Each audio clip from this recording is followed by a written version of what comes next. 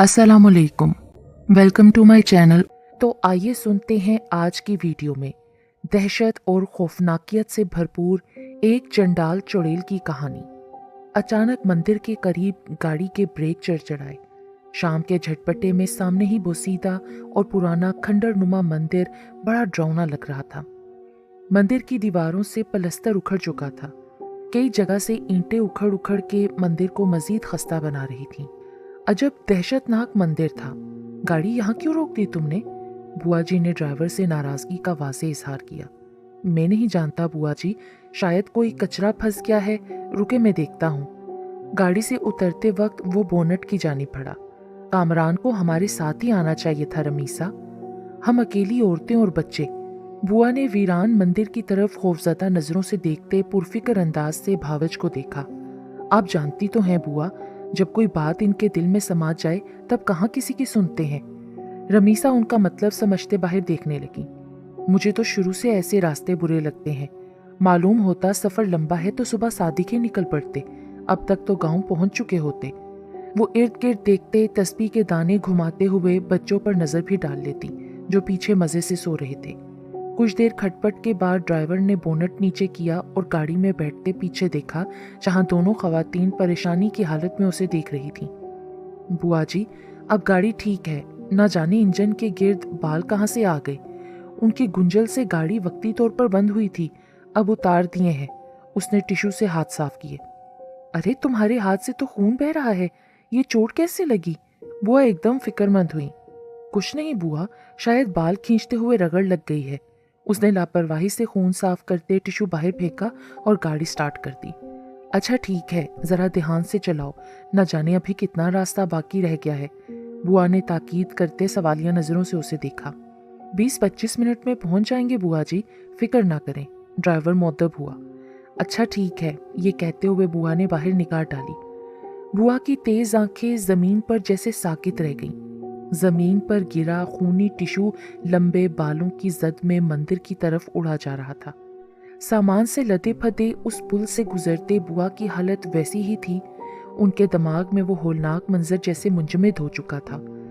अजीब बात ये थी कि अब जिस पुल के ऊपर से गुजर रहे थे उसके नीचे एक तरफ बच्चों का स्कूल, जबकि दूसरी तरफ तहद्दे निगाह दरख्तों की लंबी कतार थी।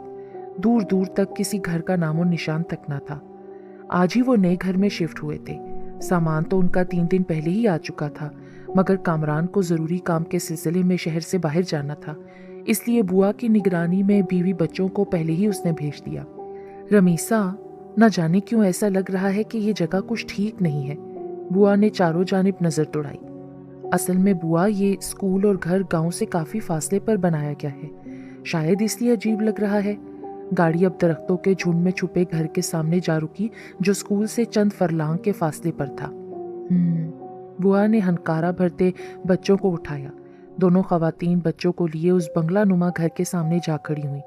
तब तक ड्राइवर ने गाड़ी से सामान उतारा और माली की हमराही में घर की जानिब कदम बढ़ा दिए। घर की चाबी पहले से माली के पास थी।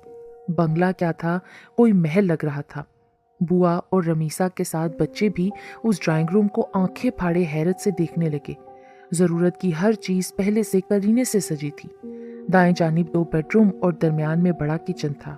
बाईं तरफ डाइनिंग हॉल और टीवी लॉन्च के साथ संगे मरमर की बड़ी सीढ़ियां ऊपरी मंजिल को जा रही थी। अरे, इतने बड़े घर में हम अकेले रहेंगे क्या? बुआ ने हैरानगी से रमीसा को देखा। बेहतर था गांव में कोई घर ले लेता, कम से कम वहां इंसान तो नजर आते हैं। उनके दिमाग में अभी तक खूनी टिश्यू के खौफनाक असरात बाकी थे। अब सरकारी नौकरी में ऐसी रिहाइश मिलना कोई आसान नहीं है बुआ। रमीसा ने मुस्कुराते बुआ की परेशानी भांपी। घबरा तो वो भी गई थी। इतने बड़े घर में अजीब वीरानी सी वो भी महसूस कर चुकी थी, मगर तकाजा वक्त का था कि खामोश रहे। अच्छा, तुम तो भैया सामान यहीं रख दो और गाड़ी से पानदान उठा लो। नीचे इतने कमरे हैं कि ऊपर जाने की हमें चंदा जरूरत नहीं, ड्राइवर से कहते वहीं पांव पिसारे सोफे पर 2 जानू होकर बुआ बैठ गई। वो दोनों भी सामान रखे चुपके से बाहर निकल गए। भाई रमीसा, मुझे तो इलाके के साथ ये घर भी कुछ माफूकुल फितरत सा लगा है। उसके कान में सरगोशी करती बुआ ने रमीसा को चौंका दिया। नहीं बुआ, कैसी बातें करती हैं आप? रमीसा ने नीचे झुकते गत्ते के डब्बे को कटर से चीर फाड़ करते हुए बड़ी ननद को हैरत से देखा। तुमने देखा नहीं रमीसा, अजब वहशत सी बरस रही है। कामरान भी बता रहा था 1 साल तक ये घर बंद रहा है, कोई नया मास्टर नहीं आ सका था। अब जाके कहीं तुम लोगों का तबादला हुआ है। चारों इतराफ निगाहें दौड़ाती बुआ ने रमीसा को घूरते गोया इत्तला दी, जिसके बारे में रमीसा पहले से जानती थी, मगर बुआ को नहीं बताया कि वहम करेंगी। ऐसी तो कोई बात नहीं बुआ, घर में चाहे कोई नहीं था मगर चौकीदार और माली बाबा आते जाते रहते थे, इसीलिए घर कुछ साफ है। असल में गांव और इस घर के दरमियान फासला इतना रख दिया गया कि गांव जैसी चहल पहल ना होने के बराबर है। वो भला हो जमींदार का कि उसने न जाने क्या सोच के इस घर के करीब ये स्कूल बनवा दिया, जिसकी वजह से सुबह से शाम तक रौनक लगी रहती है। रमीसा ने लापरवाही से जवाब देते कॉटन से सामान निकाला। बुआ ने उसकी लापरवाही पर दोबारा घूरा। जानती थी कि भावज इस तरह की बातों पर कान नहीं धरती। उसने भी दोबारा बोलना मुनासिब ना समझा और बुड़बुड़ाती तस्वीर घुमाने लगी। कामरान ने आते ही दूसरे दिन स्कूल ज्वाइन कर लिया। दोनों बच्चों मारिया और दानिश का दाखला भी उसी स्कूल में करवा दिया। वो दोनों सुबह सवेरे बाप के साथ ही निकल पड़ते। रमीसा और बुआ माली की बीवी के साथ घर भर की सफाई सुथराई में लगी रहती, जो 2 दिन के बाद वापस चली गई। ऐसे ही चीज़ों की सेटिंग और दूसरे मामलात में 2 हफ्ते गुजर गए। रमीसा, गांव से जमींदार साहब का पैगाम आया था कि घर की सफाई सुथराई के लिए वो कल 2 लड़कियों को भेज रहे हैं। तुम और बुआ मिल के ऊपर वाले पोर्शन में से कोई सा एक कमरा उनके लिए सेलेक्ट कर लेना, वो कल से यहीं रहेंगी। रात का खाना खाते अचानक कामरान ने रमीसा और बुआ की तरफ देखते संजीदगी से बताया। क्यों, इसकी क्या जरूरत थी? बुआ अचानक बोल उठी। ऊपर वाला पोर्शन तो हम इस्तेमाल करते नहीं, जब से आए हैं एक बार भी ऊपर नहीं गए, नीचे ही पड़े रहते हैं। रमीसा ने बुआ की तरफ देखा और पानी पीते बोली, जरूरत तो नहीं है, मगर उनके आने से शायद घर की खामोशी कुछ खत्म हो। वैसे भी हम दोनों सारा दिन बैठी बोर होती रहती हैं, चले लड़कियां आ जाएंगी तो रौनक भर जाएगी, और वैसे भी हमने कौन सा जेब से तनख्वाह देनी है। रमीसा अपनी तरफ से इजाजत देती मुस्कुराई। रमीसा ने बात तो ठीक कही थी, दोनों का सारा दिन अजीब सन्नाटे में ही गुजरता था। ठीक है फिर, जैसे तुम दोनों की मर्जी। बुआ ने भी हामी भरते खाने पर तवज्जो दी। खट खट खट, कोई बार बार दरवाजे पर दस्तक दे रहा था। बुआ ने ईशा के फर्ज पढ़ते जल्दी से सलाम फेरा। ये रमीसा और कामरान कानों में रुई ठू से बैठे हैं, जो इन्हें आवाज सुनाई नहीं दे रही। मेरी नमाज पढ़नी मुश्किल कर दी इस ठक ठक ने। बुड़बुड़ाती बुआ उठी और बाहर की जानिब कदम बढ़ा दिए। उनके दरवाजे के साथ ही रमीसा का कमरा था, मगर वो दोनों घोड़े बेचे सो रहे थे। बुआ मुंह ही मुंह में सलावातें सुनाती दाखिली दरवाजे की जानिब बढ़ी, ये सोचकर कि शायद चौकीदार होगा, मगर दरवाजा खुलते ही ठंडी हवा के साथ शदीद बदबू का भभका उनकी नाक से टकराया तो वो घबरा गई। बाहर हू का आलम था।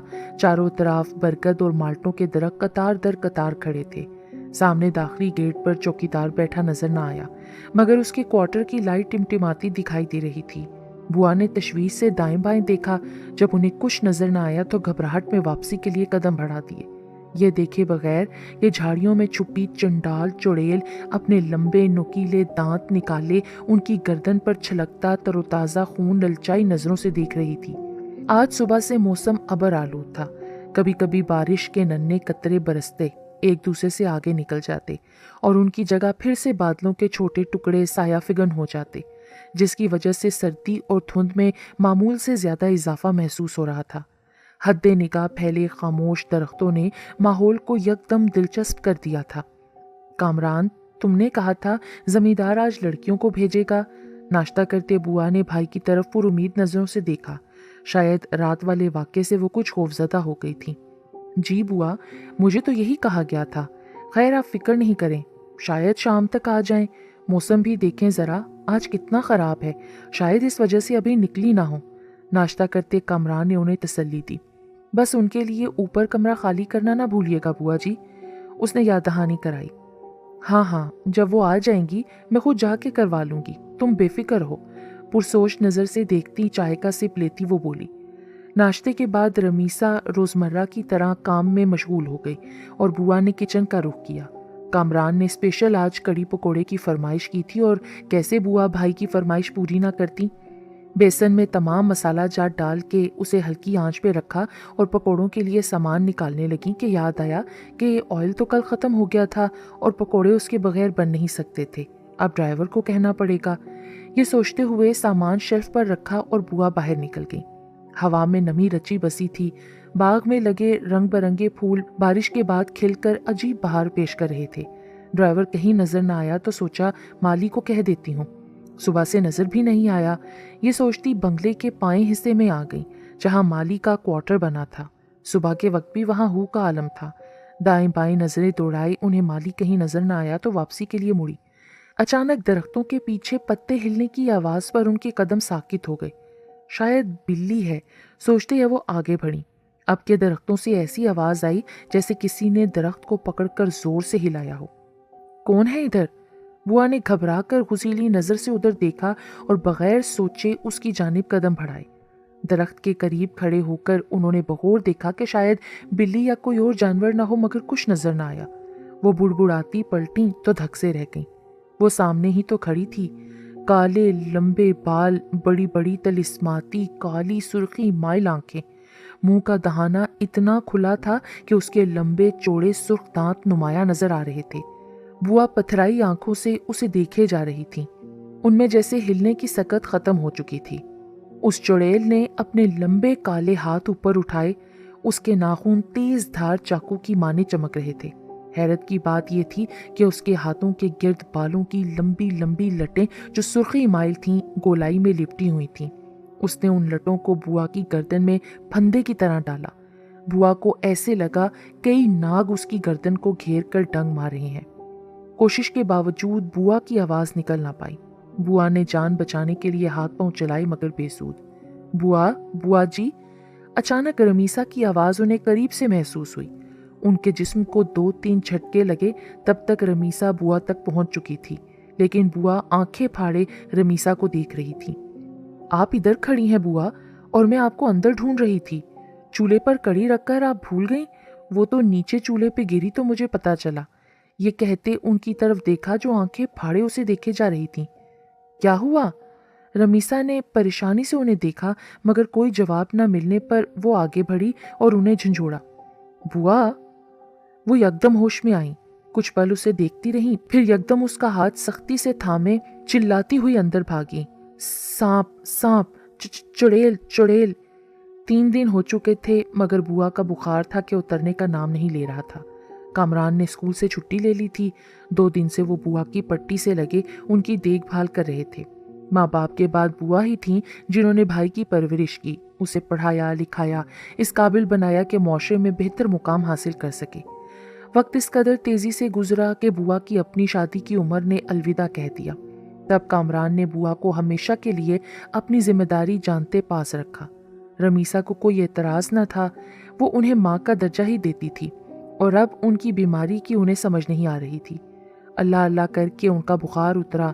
बुखार की हालत में न जाने वो कौन से मंदिर का जिक्र करती रहीं। अभी वो कामरान से बज़िद थी कि ये जगह छोड़ दे। जो वो देख चुकी थी वो शरारत न थी, हकीकत थी। वो जानती थीं जो मकान ज्यादा अरसे तक खाली और बंद पड़ा रहे उनके अंदर आसेब अपना मस्कन बना लेते हैं और फिर अचानक इंसानों की आमद पर उन्हें भगाने के लिए इस किस्म की हरकतें जरूर करते हैं, मगर यूं हमला नहीं करते। कामरान मजबूत असाब का मालिक था, मगर इन हालात में उसके लिए इंतहाई मुश्किल हो गया था। 3 साल के कॉन्ट्रैक्ट से पहले अगर छोड़ता तो सरकारी नौकरी हाथ से जाती नजर आ रही थी। वो समझ ना पा रहा था कि क्या करे। 2 दिन इसी बहस में गुजर गए। खैर, कामरान ने उनसे वादा कर लिया कि खत लिखकर तबादले की वजह बता देता है कि घर वालों को यहाँ काफ़ी मसाइल का सामना है जिनकी वजह से काम ठीक अंदाज से नहीं कर पा रहा। उसे किसी और जगह मुंतकिल कर दिया जाए। बुआ खत के जवाब आने तक राजी तो हो गई, मगर बाहर आना जाना जैसे खुद पर हराम कर बैठी। इस दौरान कोई गैर मामूली वाकया तो पेश नहीं आया। दूसरे दिन दोनों लड़कियां आ गईं जिनकी उम्रें 16 और 17 बरस थीं। बुआ को वो लड़कियां पसंद तो नहीं आईं, मगर घर पर उनका रहना तमानियत का बाइस था, सो वो खामोश रहीं। इस वाक़ये के बाद रात को वो मामूल के मुताबिक जल्दी सो जाती, शायद मेडिसिन के ज़ेरे असर होती थी। आज भी वो ईशा पढ़ के सो गईं। रात का न जाने कौन सा पहर था कि खटके से उनकी आंख खुल गई। फौरी तौर पर ये समझ ना पाई कि किस चीज़ की आवाज़ थी। साथ लेटे बच्चों पे एक नज़र डाली कि शायद जाग रहे हों, मगर वो दोनों मज़े से खराटे ले रहे थे कि अचानक बाथरूम में शावर से पानी गिरने की आवाज़ आई। तौबा, ये बच्चे भी ना। मुंह धोते, हाथ साफ करते, न जाने शॉवर से क्यों छेड़खानी करते हैं। बुड़बुड़ाती बुआ उठी और बिला झिझक बाथ में घुस गई। शॉवर खुला हुआ था और पानी बह बह के बाहर आ रहा था। बुआ ने शॉवर का नल घुमा के बंद किया और बुड़बुड़ाती बाहर निकल आई। अभी बेड पे लेटी ही थी कि 17 साला राबिया की गुनगुनाती आवाज उनकी समाज से टकराई। वो चौंकी। ये राबिया का दिमाग खराब है जो आधी रात को गुनगुना रही है। पहले सोचा जाके उसकी खबर लें, मगर अभी वो पाई बाग वाला वाकया भूली नहीं थी।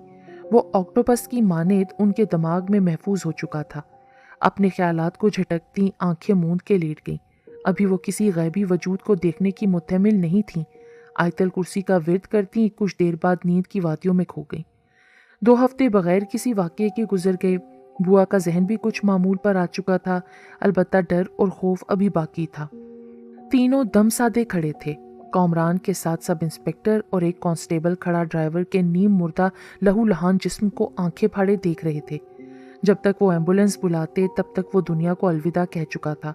अगर मामला किसी दरिंदे का होता, जो नामुमकिन सी बात थी कि गांव में दरिंदे कहाँ से आ गए, ये किसी कुत्ते का काम भी नहीं था। उसके जिस्म पर खराशों के निशान ना थे। गर्दन पर बस 4 मोटे मोटे सुराख थे, जैसे कोई सिरिंज डाल के जिस्म से सारा खून निचोड़ ले गया हो। हैरत की बात यह थी कि उसकी कलाइयां लंबे बालों से ढकी हुई थीं, जिनका रंग सुर्ख था। एम्बुलेंस के आते ही पुलिस ने लाश को पोस्टमार्टम के लिए भिजवा दिया। कुछ इंक्वायरी के बाद दोबारा आने का कहकर वो चले गए, जबकि कामरान को इस वाकये ने हिला के रख दिया था। हर तरफ खामोशी और सन्नाटे का राज था। दूर दूर तक किसी जी रूह का वजूद तक न था। वो आहिस्ता कदमों से चलती खटके की आवाज पर ठिठक के रुक गई। छत के कोने में वो सुकड़ी सिमटी सर नीचे किए बैठी थी। बुआ हैरत से उसकी जानिब बढ़ी। हवा में अजीब बसांत फैली थी, जिससे सांस लेने में दुश्वारी हो रही थी। कदमों की आहट पर उसने अपना झुका सर उठाया। बुआ जी ठिठक के वहीं रुक गई। उसकी आंखों में अजीब चमक थी, जबकि चेहरे पर फैली शैतानी मुस्कुराहट को देखते बुआ की रीढ़ की हड्डी में शदीद सर्द लहर दौड़ गई। राबिया, तुम यहाँ छत पर क्या कर रही हो? उन्होंने डांट के पूछा। जवाब देने की बजाय राबिया अपनी छोटी छोटी चमकीली नजरों से उन्हें घूरती रही। मैं तुमसे कुछ पूछ रही हूँ। इतनी रात को इतने सन्नाटे में अकेली बैठी क्या कर रही हो? इससे पहले वो मजीद कुछ पूछती कि राबिया के जवाब ने उन्हें साकित कर दिया।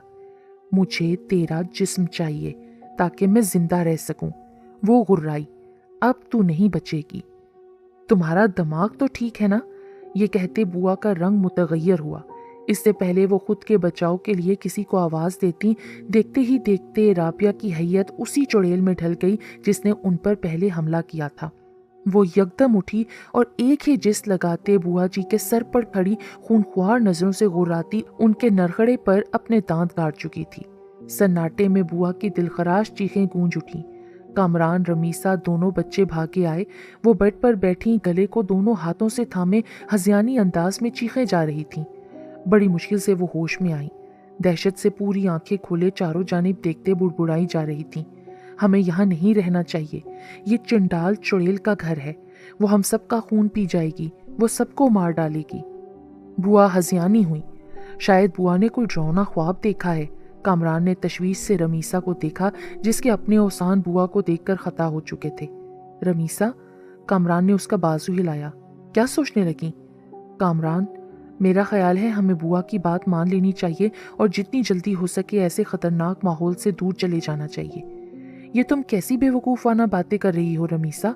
बुआ की कंडीशन देखो कि अभी तक वो ख्वाब के ज़ेरे असर है और तुम एक नीडर औरत होकर ऐसी बातें कर रही हो।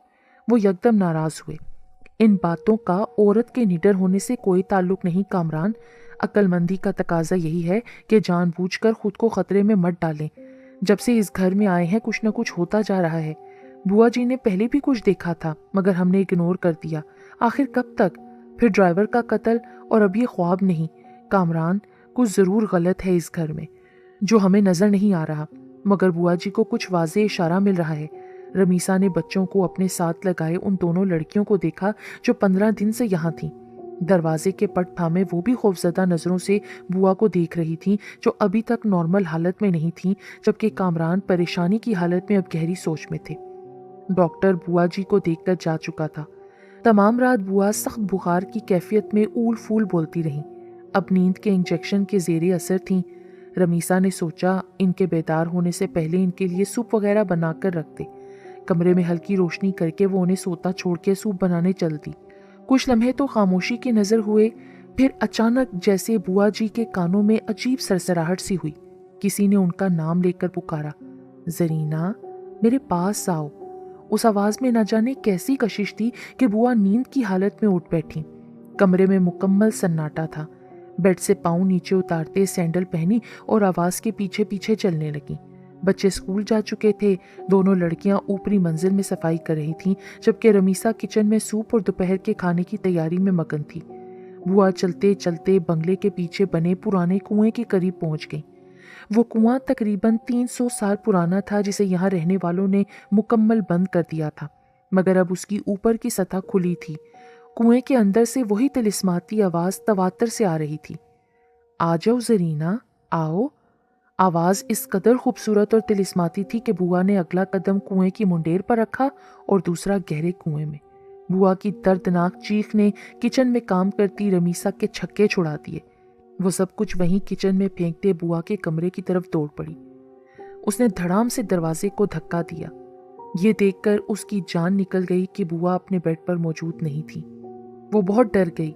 उसने उन दोनों लड़कियों को ऊपर आवाज दी कि बुआ कहीं ऊपर वाले पोर्शन में तो नहीं। उन्होंने कहा कि बुआ तो यहाँ नहीं आई।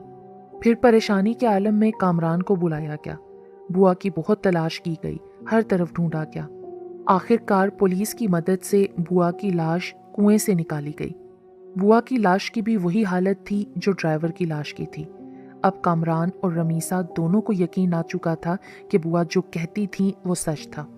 इससे पहले कि वो मजीद नुकसान से दो चार होते, कामरान ने तबादले का इंतजार किए बगैर वो बंगला उसी दिन छोड़ दिया।